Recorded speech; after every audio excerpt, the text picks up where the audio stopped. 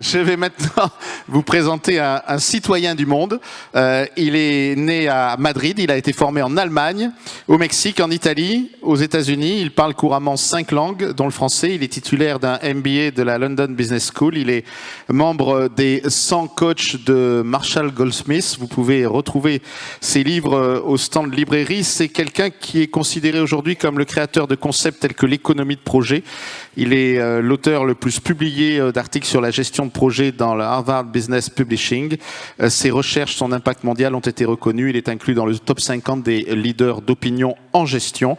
C'est un compagnon de route du Project Management Institute puisqu'il en a été un ancien président. Je vous propose d'accueillir ce soir à Montpellier Antonio Nieto Rodriguez. Merci beaucoup. Merci. Bonjour, enchanté d'être ici. Mon français c'est moyen, je comprends tout, mais je vais essayer mon mieux. C'est un plaisir, je n'ai jamais parlé ici en PMI France. Je connais votre développement et très intéressant comme modèle chez PMI. Merci pour venir ici, pour l'invitation. Alors, je vais parler de deux choses. On a parlé beaucoup de l'IA. C'est très important. Et je vais donner mon point de vue. Mais aussi, je vais parler d'une disruption qui c'est encore plus grand, je pense, que ça s'appelle l'économie des projets. J'ai entendu Pierre Lemaire, il a parlé aussi de la Project Economy. Je vais vous dire qu'est-ce que je pense, comment j'ai conçu ces termes, parce que ça change beaucoup dans la façon que les organisations organisent le travail, dans le futur du travail. Et je pense que nous, comme des professionnels de la gestion des projets, on doit jouer un rôle beaucoup plus important que ce qu'on a fait jusqu'ici. C'est un rôle pas de chef de projet seulement, c'est un rôle de coachs et des agents de changement pour les sociétés. Ils sont, pour l'instant, les sociétés que je travaille, ils sont des très grandes sociétés, ils ont des problèmes. Et je vais expliquer un peu les concepts et après on parle de l'IA. Ça c'est moi. Peut-être un petit chose de mon carrière que ça m'a marqué, m'a changé toute ma carrière. C'était, j'ai travaillé chez une société de consulting très grand. Je voulais devenir partenaire associé dans le cabinet. Et j'ai fait un pitch pour être un associé, un partenaire dans ces sociétés. Il faut venir avec un business plan pour la société, pour générer des 2-3 millions d'euros. Et mon business plan, c'était de développer le Project Management Advisory. J'avais fait 10 ans de projets, de changements. Et j'étais convaincu que tout le monde, toutes les sociétés avaient besoin de la gestion des projets, pas seulement pour gestionner un projet, mais comment les grandes sociétés gestionnent 1000 projets, 2000 projets, les petites entreprises aussi, comment ils font gérer 20 projets en même temps qu'ils doivent développer et gérer les business.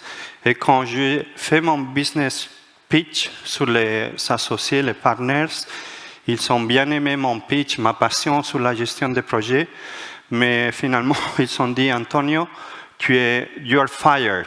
Tu es licencié. Je dis, quoi? Ça n'a que de sens. Tout le monde a besoin. Oui, ils ont dit, oui, c'est ce que tu parles, c'est ce que tu dis, c'est très intéressant, mais la gestion des projets, c'est quelque chose de très tactical.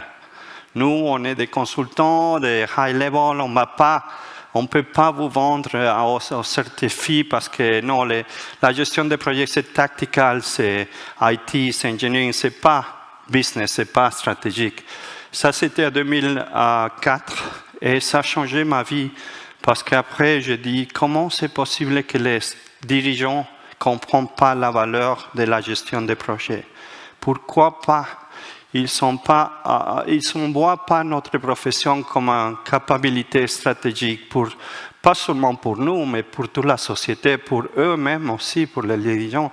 Et ça a changé. J'ai devenu le président de PMA, j'ai démarré Brightline Initiative aussi pour faire un bridge entre project management et stratégie.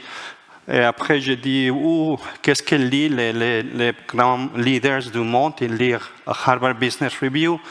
Harvard Business Review, ils jamais parlé de gestion de projets, beaucoup d'agile, beaucoup d'innovation, mais jamais de gestion de projets. Et j'ai dit, je vais changer ça. Et ça a pris beaucoup de temps, mais finalement, maintenant, ils ont apprécié beaucoup la gestion des projets. J'ai publié des articles, des bouquins, un livre, un autre, et je commence à écrire maintenant. Ça, c'était mon but. Il faut que les gens au top des entreprises comprennent qu'on parle d'une capacité stratégique. Et c'est ça que ça a commencé avec mon licenciement, alors c'était pas trop mal. Il y a ici 2 articles. Le premier article, ça a commencé, ça a devenu l'article le plus important chez HBR pendant 4 mois. C'était en février, j'ai publié avec un ami, Ricardo Vargas. Si vous connaissez la gestion des projets, il est aussi ancien président, c'est un bon ami. Cet article, il a eu, c'était dans le top. Ils sont très surpris chez HBR, mais c'est un des premiers articles sur la gestion des projets au niveau business. Ça, c'est un peu, je vais expliquer qu'est-ce que j'ai appelé l'économie des projets. Pierre Lemain, il a parlé des capital projects, infrastructure projects. Il y a beaucoup, il y a des trillions, millions, beaucoup, mais je me spécialise dans la façon que les sociétés organisent le travail. Et si on regarde ici à droite, votre gauche, ici, j'essaie d'expliquer combien de gens, d'employés, salariés travaillent dans la operations, business as usual, running the business, vers les projets. Et si on part de 30-40 ans en arrière, on voit qu'il n'y avait pas beaucoup de projets. Si on travaillait il y a 30 années, nous tous travaillions dans les opérations. Il n'y avait pas beaucoup de changements. Mais avec toute la culture de Total Quality Management, Automation, on a réussi à être beaucoup plus efficace. Aujourd'hui, dans les operations, il y a beaucoup moins de monde qu'avant. On a automatisé ERP, SAP, tout ça, ça fait beaucoup. Mais le grand problème, le grand challenge pour les sociétés, c'est que si on introduit l'intelligence artificielle et les robots, ça change radicalement. Ce n'est pas une question chaque année, on diminue un tout petit peu. Ça, c'est radical. J'ai travaillé pendant quelques années chez BNP Paribas, dans le secteur financier. Aujourd'hui, dans la banque, il y a plus de gens IT, que de banquiers. Parce que la fonction des banques, c'est fait par FinTech, machines, blockchain, c'est déjà passé. Après la crise, les banques comme ING, ils ont transformé la façon de travailler. Beaucoup de banques travaillent en équipe agile, project-based, et les opérations, comme vous l'utilisez tous les jours dans votre téléphone, vous n'allez jamais dans les branches. C'est tout fait IT. Aujourd'hui, dans la banque, c'est un peu comme ça. Pas beaucoup de gens travaillent dans les opérations, et presque tout le monde travaille dans les projets. Et ça, c'est un changement radical. Ce n'est pas seulement nous qui faisons beaucoup plus de projets, mais c'est que tout le monde doit faire des projets. Aujourd'hui, il n'y a pas beaucoup de sociétés qu'il n'y a personne qui ne travaille pas des projets. Tout le monde. Même les assistants, tout le monde fait un peu de projets. Et ça change chaque année, beaucoup plus. Et ça, c'est un problème que les sociétés ne sont pas préparées. Les ressources humaines ne sont pas préparées. Quelquefois, quand je fais des workshops avec senior leaders, les plus anciens, me disent « Antonio, ton chart ici, il est faux. » Je dis « Pourquoi ?» Parce que la ligne bleue, ça doit descendre jusqu'à 0. Je ne veux pas des gens travailler sur l'opération. Il n'y a pas de added value. Il faut automatiser tout. Alors, ça veut dire que le futur du travail, ce n'est pas si on travaille dans la maison ou dans les bureaux, ça c'est la superficie. Le vrai changement dans le travail, c'est que tout le monde, pas seulement nous, va commencer à travailler project-based. Des projets ici, 5 mois, 6 mois, 6 mois, 6 mois. Ici, il y a beaucoup de conséquences. L'IA, ça va accélérer ça. Mais ça veut dire que notre rôle, c'est beaucoup plus important. Je ne sais pas si vous connaissez le nom Back to Normal. C'est des gens qui travaillent avec nous dans les transformations, qui essaient de travailler chez nous, mais ils disent, après la transformation, est-ce qu'on peut aller back to normal? Là, laisse-moi tranquille, je ne vais pas changer non plus. Et malheureusement, il n'y a pas back to normal. C'est fini. On change, on change, on change, on change, on change, on change tout le temps. Et pour nous, c'est bien, mais il y a 80% des personnes qui ce n'est pas bien. Et ça va être très dur. Qu'il y a des conséquences un peu. Le rôle de Chief Operating Officer. Si vous connaissez quelqu'un qui s'appelle Chief Operating Officer, demandez de chercher un nouveau travail. Parce que les opérations, ça diminue. Je ne sais pas si vous savez des job descriptions chez votre société, il faut les canceller, annuler. Chez IBM, il y a quelques années, il y avait 100 000 job descriptions. Ils se sont dit, mais si les gens ne travaillent pas sur les job descriptions. Job description, c'est un carré que tu dis ce que tu dois faire dans ces carrés.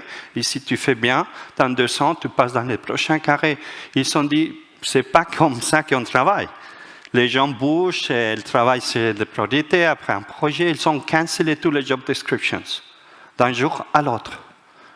Et qu'est-ce qu'on fait? Ils ont pris des rôles dans les projets, après 6 mois, on change, un peu comme nous, mais pour toute la société. Imaginez chez France Télécom, ou tout le monde, ça va changer.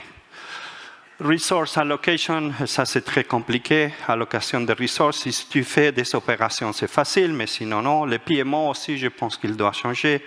Un des capacités les moins connues, les plus importantes des general managers, des cadres, c'est la priorisation. C'est très difficile de prioriser 10 projets, mais c'est impossible de prioriser 1000 projets. Impossible. C'est très difficile. Les sociétés ne sont pas préparées. J'ai eu un client ici en France, il m'appelle Chief Transformation Officer. Il est très content, Mathieu, il me dit, Antonio, je suis très fier. On a compté toutes les stratégies, strategic project. On a 1200 projets stratégiques chez nous. J'ai dit, quoi, Mathieu? J'ai besoin de 3, 4, 5 maximum, pas 1200. On a un problème. Je pense que notre rôle, c'était très facile. Pardonnez-moi un peu le sarcasme, mais je pense que c'était facile jusqu'à maintenant. Pourquoi?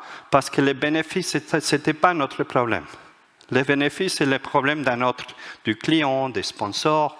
Si on veut réussir dans ce monde ici, dans le monde, il faut changer déjà. Il faut prendre la responsabilité d'obtenir les bénéfices du projet. Sinon, qu'est-ce qu'on fait? On est seulement des administratifs ou quoi? Ça, c'est un changement de la vision, du mindset, de l'esprit qu'on a. C'est notre responsabilité du bénéfice. C'est clair. Pour moi, ça, c'est clair. J'ai aucun doute. Sinon, on fait des projets pour les bénéfices. On ne fait pas des projets pour délivrer on time, on budget. Ce n'est pas ça qu'on fait les projets. On fait les projets pour les bénéfices. C'est ça. Et pourquoi ce n'est pas nous la responsabilité? Je ne sais pas qui a inventé ça, mais bravo, il a fait un bon travail pour 50 ans. Ça va changer. L'agile, waterfall, ça c'est une autre bataille que c'est très stupide. Je ne sais pas qui a fait la bataille. Il n'y a pas de groupe qui se déteste plus que les agiles et les waterfall. C'est pour ça que dans les sociétés, ils sont dans différents bâtiments. Parce que s'ils les mettent ensemble, ils se battent. Il faut tous les deux. Et après, ça c'est le grand problème. Tout le monde doit apprendre project management, change management, un peu tout. J'ai une société assise d'un grand luxe mondial. J'ai donné 3 cours de gestion de projet pour 60 personnes. Et après 2 semaines, il dit Antonio, on a réalisé qu'il y a beaucoup plus de gens qui font des projets. Est-ce que tu peux faire des formations pour 4000 personnes? Je dis quoi? Oui, c'est vrai, 4000 personnes, minimum. OK. Ces chiffres, quelqu'un connaît ces chiffres? Qu'est-ce que ça dit? 70. C'est le failure rate des projets. Sur 10 projets, 7 sont faillites. C'est des statistiques un peu floues, mais ça, c'est souvent... Ça, c'est un des grands problèmes de notre profession. L'IA, c'est un problème, et c'est une opportunité, ça, c'est un problème. On ne peut pas continuer à rater. Je pense qu'il n'y a pas beaucoup de professions qui ont un taux de succès comme ça. Alors, il faut faire quelque chose. Et c'est un peu le mindset aussi, il y a beaucoup de choses qu'on peut changer aussi. On ne peut pas continuer à faire la gestion des projets avec ça et dire « Oh, ce n'est pas notre problème, ça va changer avec le temps, il faut faire des changements. » Il y a je pense que si je demande à tout le monde ici, vous savez pourquoi les projets vont faillite. Tout le monde sait. Même les gens qui ne font pas de gestion de projet, ils savent. Et je me demande, si on sait pourquoi les projets font faillite, pourquoi on continue à les faire? Oui, on peut arrêter les projets. Vous savez qu'on peut pousser les projets et ça ne passe rien. On peut arrêter un projet 2 semaines, on arrête et ça ne passe rien. Et on fixe les problèmes et on continue. Il y a des choses que je ne comprends pas pourquoi on a fait. Et moi, je fais aussi. Ce n'est pas que je sais. J'ai fait beaucoup d'erreurs. Mais si un projet ne réussit pas, c'est lié à 3 niveaux. C'est la gestion des projets, la méthodologie, tout ça. Mais ce n'est pas assez. Aujourd'hui, dans quelqu'une société, si tu as un projet parfait, avec les parfaits planning, tout parfait, ça faillit sur 100%. Parce qu'il manque le leadership et il manque l'agilité de l'organisation. C'est 50%, 25-25. Alors, il faut travailler sur les 3 niveaux tout le temps. Sinon, ça ne va pas jamais. Les transformations, jamais. Oublie. Ça ne marche pas. Il y a les triple constraints. On connaît celle-ci, le bleu là. Scope, budget, time. Ça, c'est très connu. Mais je pense qu'on avait une chaise avec un poteau seulement, un pied. Et c'est pour ça que ça tombe tout le temps. Il manquait la vision sur les bénéfices. Et j'ai essayé de trouver une autre façon de dire, bon, il y a encore 2 autres triple constraints, c'est les bénéfices, c'est le plus important. C'est pour ça qu'on fait des... Et après, on ne parle jamais des personnes.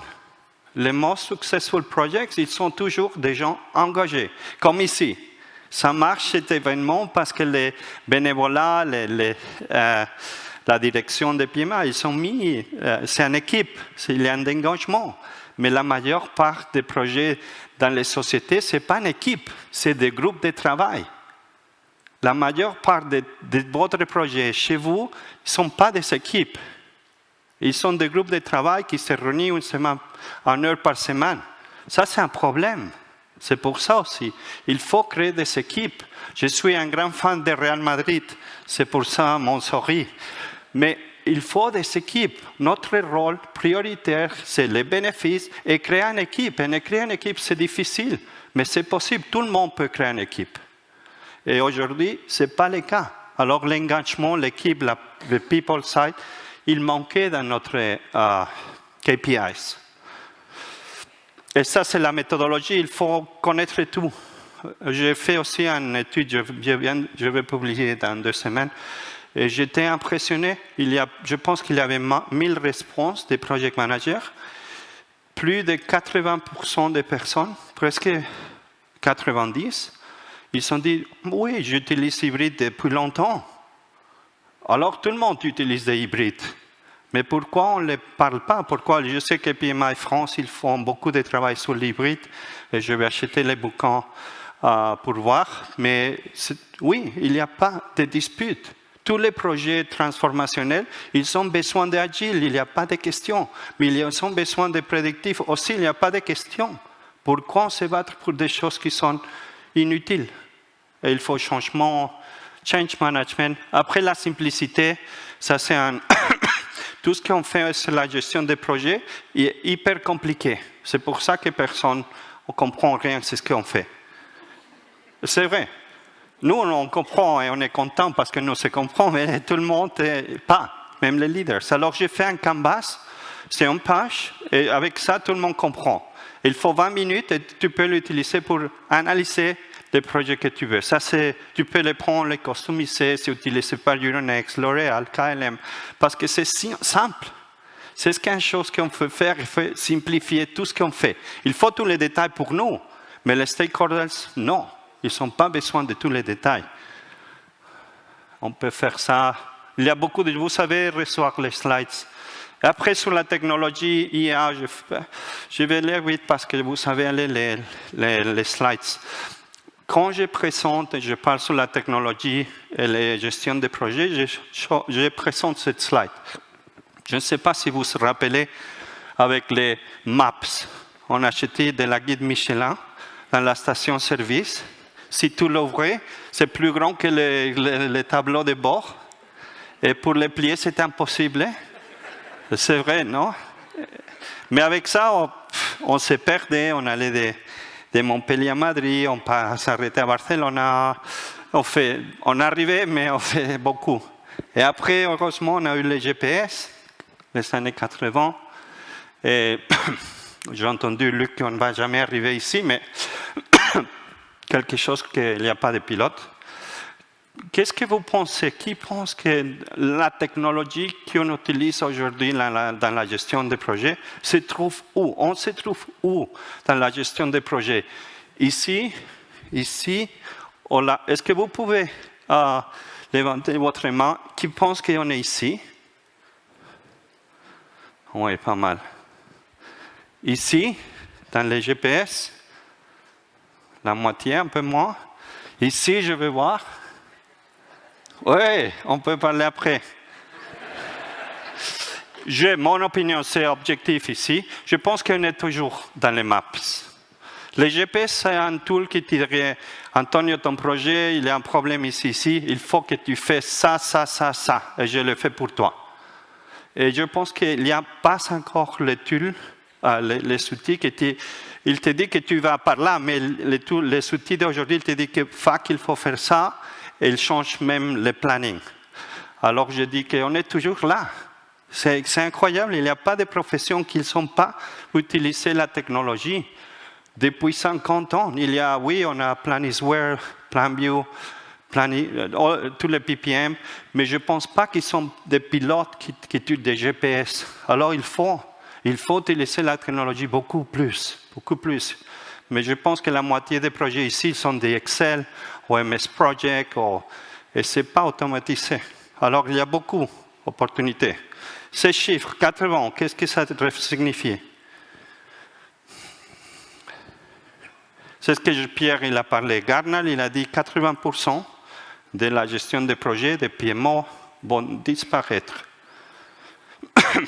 J'ai travaillé beaucoup dans les PMO et j'étais content parce que beaucoup de mon travail, c'était administratif. Ce n'était pas des added value. Alors, pour moi, c'est génial, mais c'est 4 jours sur 5 qu'on va avoir du temps pour nous, pour travailler sur les stakeholders, sur les benefits.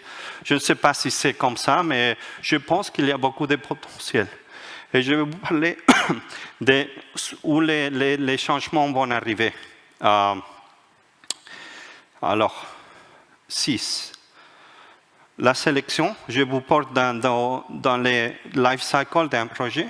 Au début, la sélection des projets, je vous parlerai, et la prioritisation. La gestion des projets, les PMO, tout le travail qu'ils font. L'amélioration de l'accélération, définition et planning du projet, c'est la grande partie de notre travail, c'est le scoping et planning.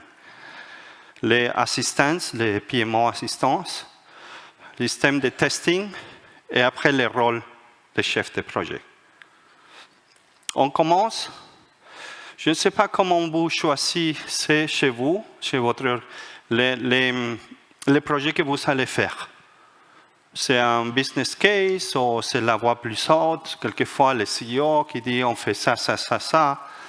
Mais c'est un système un peu ancien. C'est très ancien. On n'a pas évolué sur la sélection des projets. On fait toujours la même chose. business case, on fait des weights et après, on choisit. Et pourquoi pas on utiliser la technologie? Il faut big data, c'est très important. Pour moi, c'est une de mes passions, c'est la sélection. Je pense que on a beaucoup de faillites dans les projets parce qu'on choisit les projets ou bien ils ne sont pas prêts ou ils ne sont pas les bons projets et on n'a pas de visibilité. Alors ça, j'ai travaillé pour développer un outil. Ce n'est pas Generative AI, c'est Predictive AI. C'est avec un Machine Learning algorithme qu'on a entraîné. Ça s'appelle AI Predictor Tool. J'ai travaillé avec un professeur à Canada, Paul Bautreau, aussi un des premiers qui a parlé de la IA sur la gestion des projets. Et on a entraîné, ça a pris 2 ans pour entraîner sa machine-là. Je vais vous faire un petit démo. Il y a 94 caractères et on a entraîné avec 400 projets. C'était très, très dur de trouver le data et je ne pensais pas que c'était si difficile. Un petit démo comment ça marche. Ça va commencer maintenant.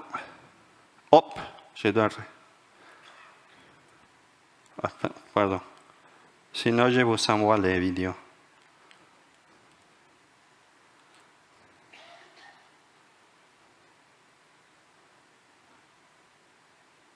Il y a des sons. On peut mettre les sons. Ça, c'est un Excel sheet avec 94 caractères sur les projets qu'on a entraîné les modèles. C'est yes or no, c'est très facile, c'est basique.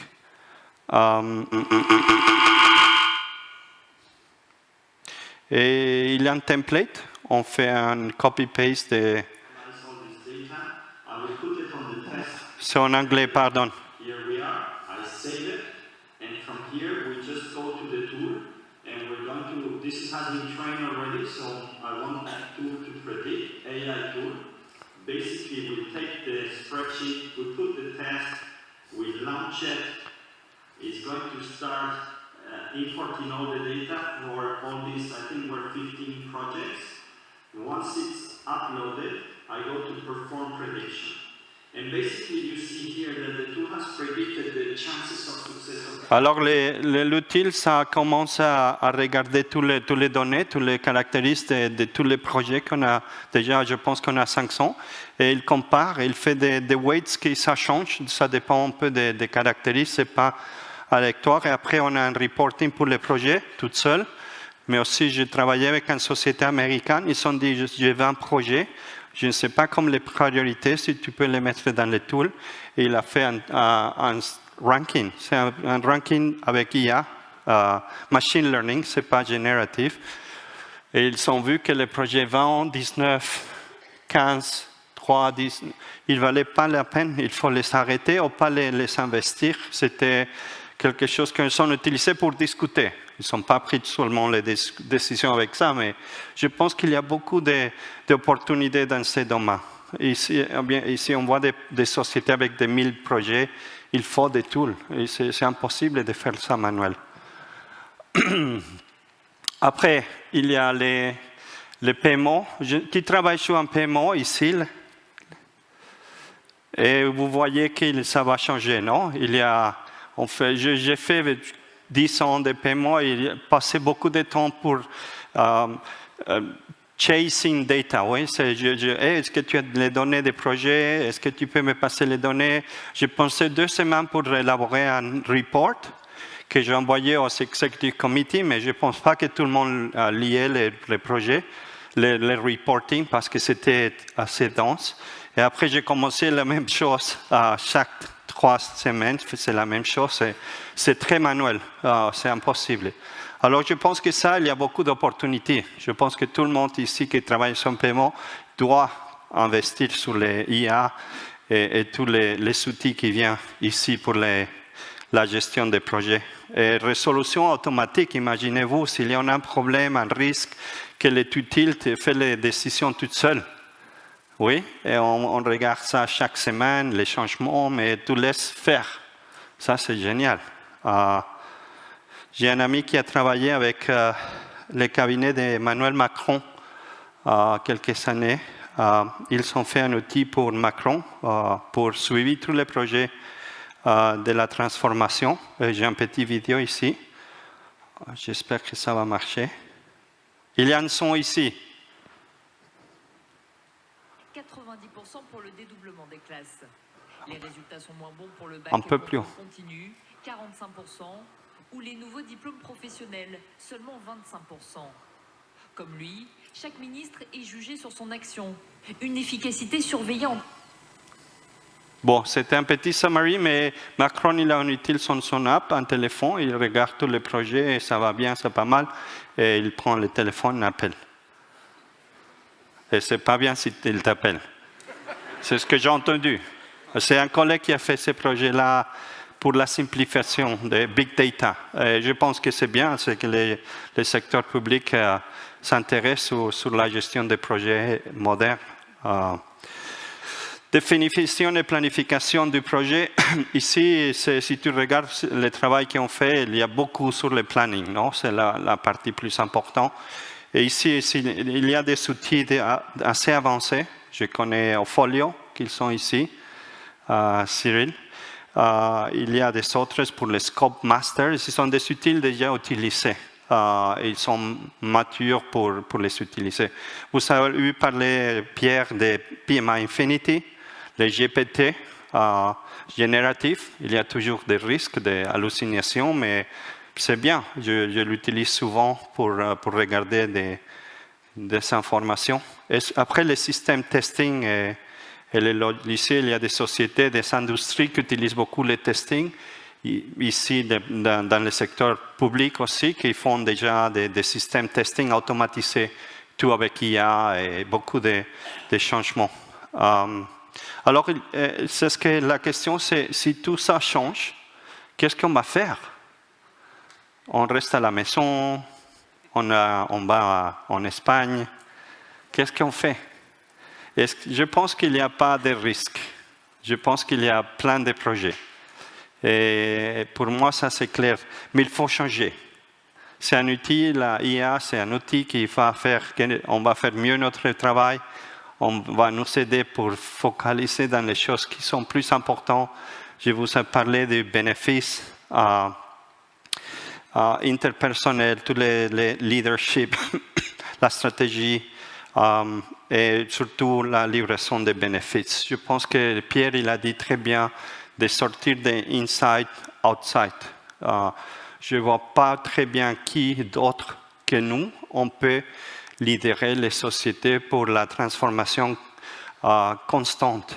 Il n'y a pas de personnes pour changer, échanger.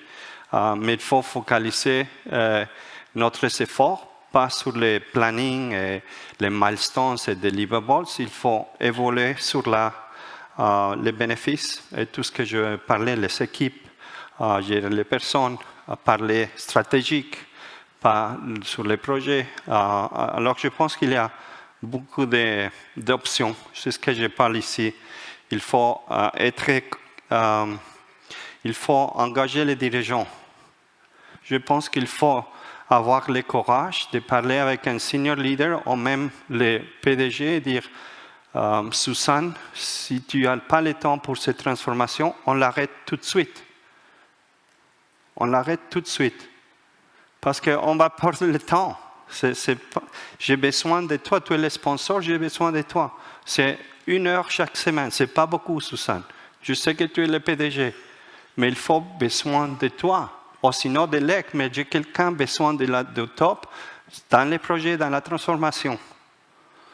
Il faut avoir le courage de parler comme ça aux dirigeants. Je sais que quelquefois c'est très hiérarchique, mais une chose que j'ai compris, qu'on faisait très mal, on utilise des hiérarchies dans les projets, mais la hiérarchie c'est dans les opérations.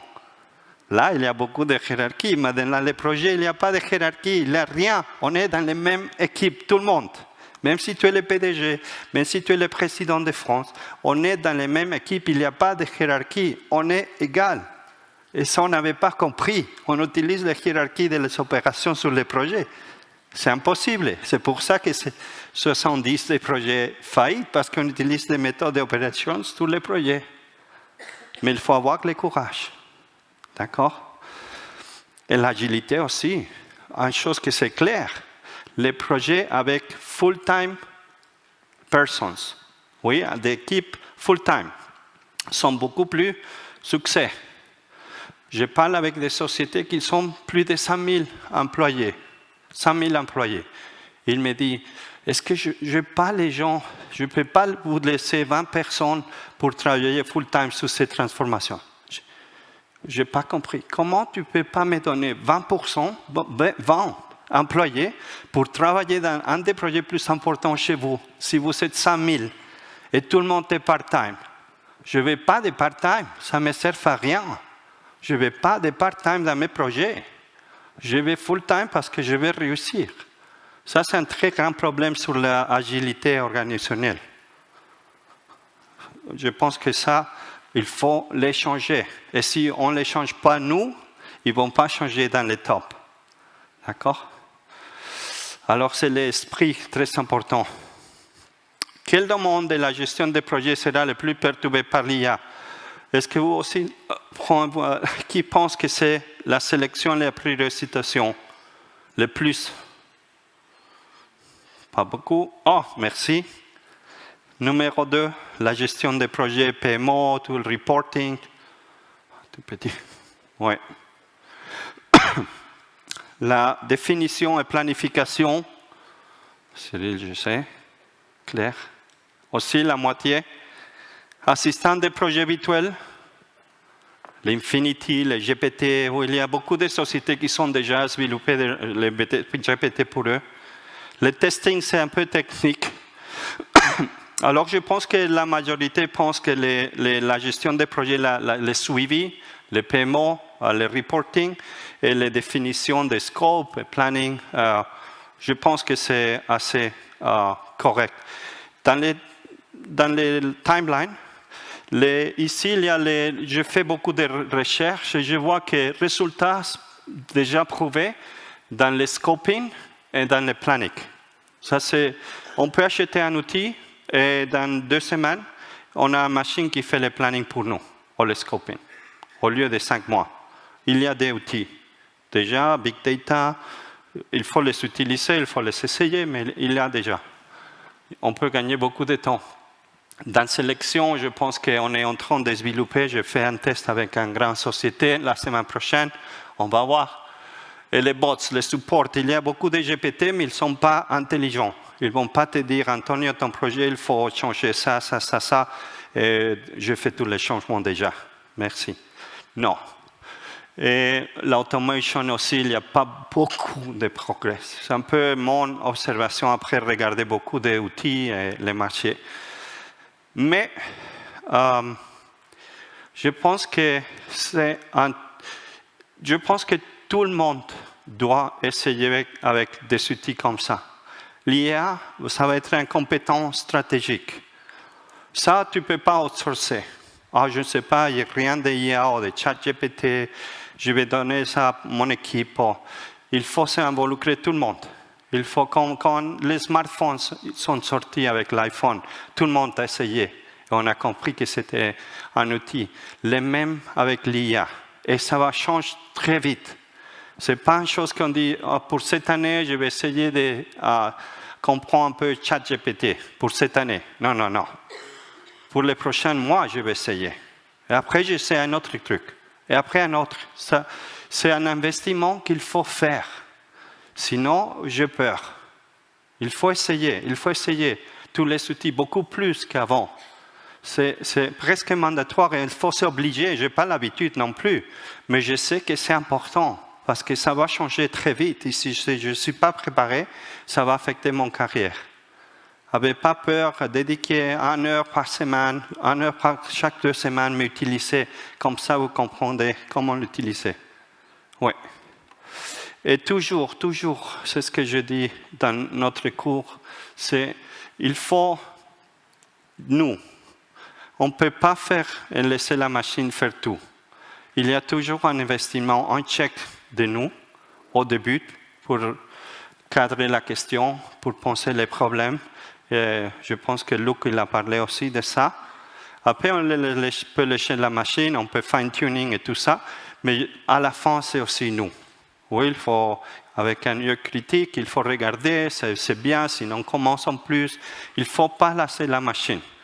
Ici et ici, c'est nous, ce n'est pas la machine qui va faire ça. Très important. D'accord? Et il y a des données de dates, vous pouvez lire ça, il y a beaucoup de choses. Ici, un petit checklist, mais je voulais finir avec une autre question, un autre point. On se focalise sur l'IA. J'ai commencé avec l'IA il y a 1 an, en plus avec Harvard Business Review. Mais j'ai réalisé que l'IA, c'est seulement un point de la disruption, qu'il faut aussi regarder un peu plus grand dans la technologie qui va venir et qui va disrupter notre profession, la gestion des projets. L'IA, c'est clair, génératif, prédictif, il y a beaucoup de changements, ça va aller très très vite. Mais les robots, il y a déjà un magasin avec robots. Comment on va parler avec les robots dans les projets? Vous imaginez, on a une équipe pour un projet, il y a 3 robots et nous, 10. Qu'est-ce qu'on fait avec les machines? Comment on fait une équipe avec des robots? Je ne sais pas. Et ça, c'est des questions. Je ne sais pas. J'ai pas de... Mais ça va affecter notre profession, notre rôle. Il faut savoir interagir avec des robots. Je ne sais pas. Je n'ai jamais parlé avec un robot. Il n'est pas là ici. Il y avait un ce matin, non? Il est parti. S'il part, qu'est-ce qu'on fait? Il faut interagir avec les machines beaucoup plus. Je ne sais pas. Ça, c'est génial. Des avatars. Les gens de Zoom et tout le monde qui travaille, ils sont dit que très prochain, on va voir 10 comme nous. 10 Antonio, et je peux envoyer Antonio un Transformation Programme ici. Un autre, ils vont aller dans les réunions, ils prennent des notes. Et après, qu'est-ce qu'on fait? Comment on va faire une réunion avec tous ces avatars? Comment ça va marcher? Des sponsors avatars, des clients avatars. Qu'est-ce qu'on fait? Je ne sais pas. Je vois l'IA beaucoup plus concret, mais ça, j'ai réfléchi et je ne vois pas de solution. Tous des avatars, qu'est-ce qu'on fait? On fait des projets avatars, il y a un project manager avatar, qu'est-ce qu'on peut... Et nous, on est dans la réunion, on est un avatar, qu'est-ce qu'on fait? Je ne sais pas. Ça m'inquiète. J'ai ri parce que c'est un peu comique, mais ça peut arriver très vite. 2 minutes et j'ai fini. Elon Musk, Neuralink. Qu'est-ce qu'on fait avec ça? Des projets avec des gens avec des chips dans les... Qu'est-ce que ça va faire? Et le dernier, Metaverse. Est-ce qu'on va avoir des projets dans le Metaverse? C'est quoi le rôle des project managers dans le Metaverse? Est-ce qu'on peut faire une transformation digitale avant dans le Metaverse? Comprendre qu'est-ce que ça va passer et on le fait dans la réalité? Je ne sais pas. Alors je vous encourage de réfléchir sur l'IA, utiliser l'IA, pratiquer l'IA, mais il y a des choses que ça peut venir très très vite. Ça va vite. Et il faut réfléchir, il faut être préparé. Il faut ouvrir toujours. Je pense que la gestion des projets, il nous sert beaucoup. Et notre valeur ajoutée, si on pense, on réfléchit, on connecte un peu la vision avec la réalité. Et avec ça, je pense que just on time, not enough.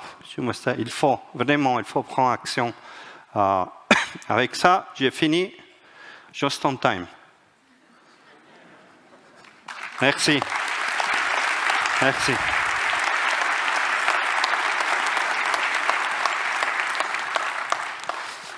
Merci beaucoup, Antonio. On va passer aux questions.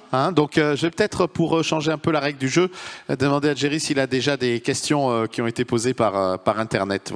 Voilà. Bonsoir Antonio, effectivement, depuis la distance, une question particulière qui ressort, c'est Air Predictor Tool est-il utilisable en l'état dans une société et est-il en accès libre? Merci. C'est pas libre pour l'instant, mais si tu es intéressé, écris-moi sur LinkedIn et on peut la tester free. Ça, c'est possible. Oui. Allez, mon poseur de questions préféré, là, qui ouvre chacune des séquences. Yann Castaldi, Société Commute. Compte tenu des modèles que vous avez essayés, prédictifs, Oui, de deep learning, d'apprentissage, enfin, oui. sur l'aide à la décision, est-ce qu'il n'y a pas un biais, un risque Oui. dans le fait qu'un modèle va avoir tendance à sélectionner ce qui a marché par le passé Absolument. et donc, Excellente question, oui. Il y a des biais tout le temps. Et il faut, comme tu dis, challenger ça. Oui, on a un modèle, il se base sur des données historiques, il s'actualise, mais c'est toujours un modèle. Et il y a des biais. Et notre rôle comme PMO, comme portfolio manager, comme leader, il faut la changer, il faut la challenger. Absolument, oui. Merci pour la question, c'est un bon point. Et il y a une autre question, voilà, au milieu de la salle, mademoiselle ou madame, allez-y. Bonjour Antonio, Sohela de la société Wake Up Group. J'avais une question. Où est la limite là-dedans, dans l'intégration de l'IA dans nos activités quotidiennes dans le travail? Où est la limite? Quels sont les risques de supprimer quelque part certaines activités que l'humain fait Oui. et la remplacer par l'IA? Ou qu'est-ce qui arrive un jour si ça bloque, si ça bug, si ça crache? Qu'est-ce qu'on fait? Comment tu t'appelles? Sohela. Sohela, d'accord, Sohela. Je pense que je ne connais pas les limites. Il faut les essayer toi-même. Il faut essayer. Toujours 10% c'est toi, la machine, et 10% c'est toi. Il faut la challenger. J'aime l'IA par exemple, pour faire des emails. Maintenant, chaque email, je copie ChatGPT, il répond. Il fait 90% et je change. Toutes les tâches administratives que je fais dans ma vie, j'utilise ChatGPT. Et comme ça, je gagne du temps pour réfléchir, pour parler avec les gens. C'est comme un outil, c'est comme une petite assistance que je vois pour moi. Et je l'utilise, je le challenge, et ça me sauve 60 minutes, 80 minutes chaque jour pour faire d'autres tâches. Mais les limites, il faut les trouver chaque même. Si tu vois que ça ne marche pas, on retourne. Mais c'est très, très facile. Merci pour la question, Soumila. Allez-y, premier rang, là, voilà. Bonjour. Bonjour. Donc Lamia Moussaoui, moi je suis consultante dans un cabinet qui s'appelle OnePoint, mais aussi VP Marketing de PMI France. Donc merci pour cette conférence. Moi j'ai une petite question parce que justement j'ai fait pendant près de 15 ans ce job de PMO et pire dans des Chief Operating Office.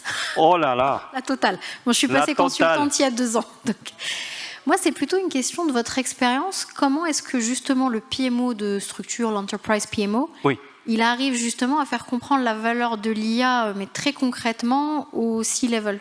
Parce qu'ils peuvent voir ça comme un gadget. Si justement ils ne font pas l'effort de se former, ils vont voir le petit accélérateur d'activité ou de performance au quotidien, mais ils ne vont pas voir la force justement pour un PMO de structure, de pouvoir analyser un portefeuille, faire de la prédictabilité, aider à la priorisation. C'est quoi vos conseils pour les faire shifter un peu? C'est une question très difficile. Mais je pense que, je ne sais pas, les cadres, il y a seulement une chose qui est importante pour eux, c'est la valeur. Au cost-cutting, on utilise moins de gens, on crée beaucoup plus de valeur plus vite. Et alors, je pense qu'il faut s'orienter pour ça. Savoir que les gens au top de l'entreprise, c'est le cost-cutting, savings, on va utiliser beaucoup moins. C'est ce que je dis toujours un peu pour les challenger aux leaders.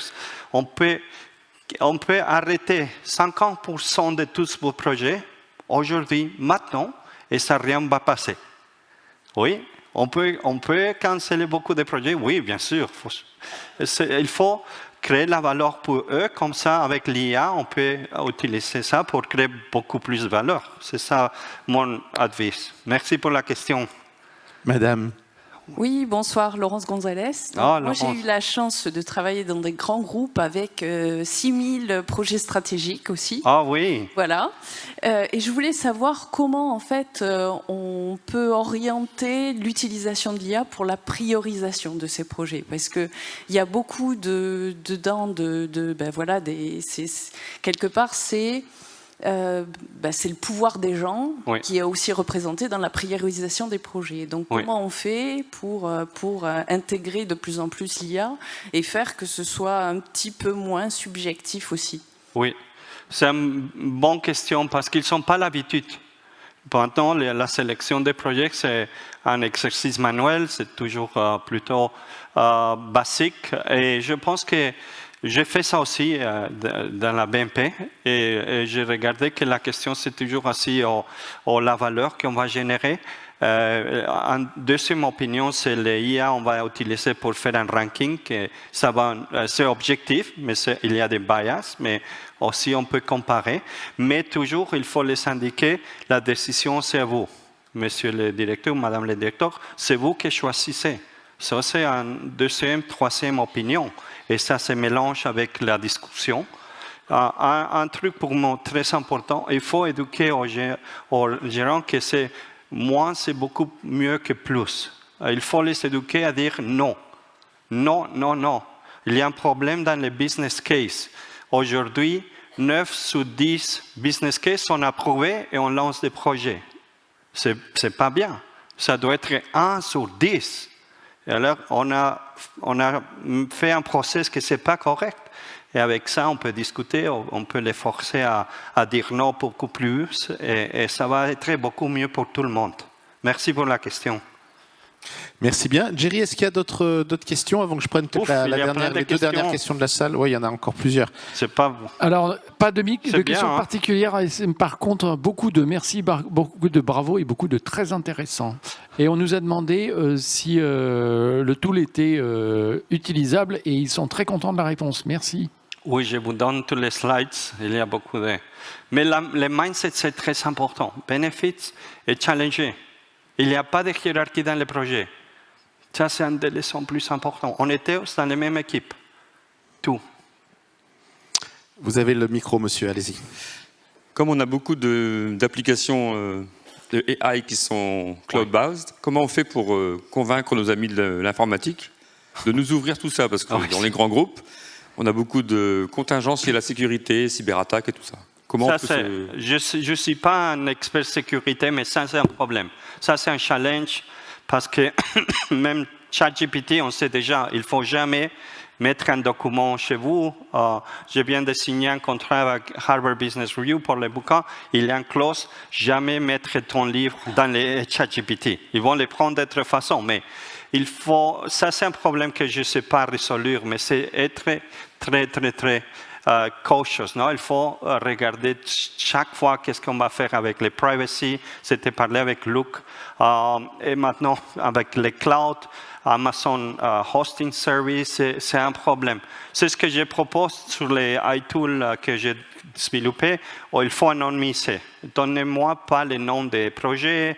Je projet 1, 2, 3 fois. Il faut éviter, prendre beaucoup de risques chaque fois qu'on a des informations un peu confidentielles pour les utiliser avec des tools IA.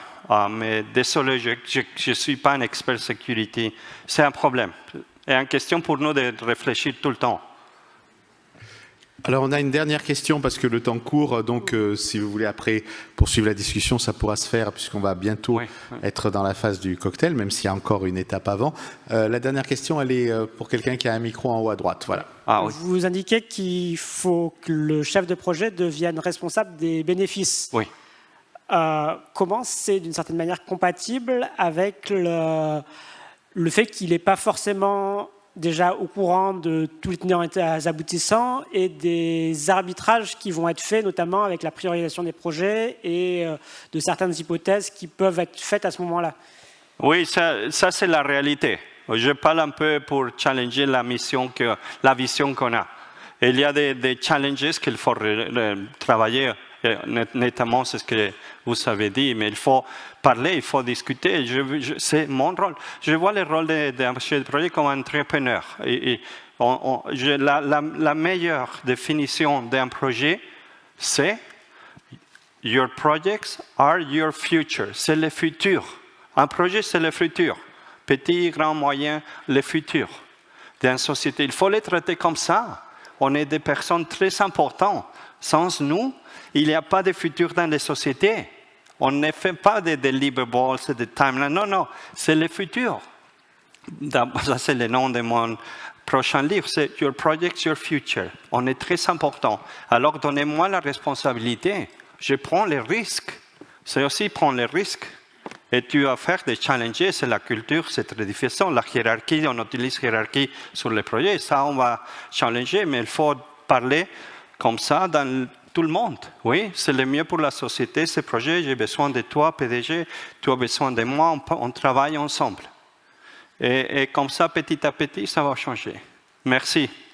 C'était Antonio Nieto Rodriguez, merci beaucoup. Merci, gracias. Et vous avez des livres qui sont disponibles à la librairie, hein, donc n'hésitez pas à rencontrer Antonio si vous voulez. Donc,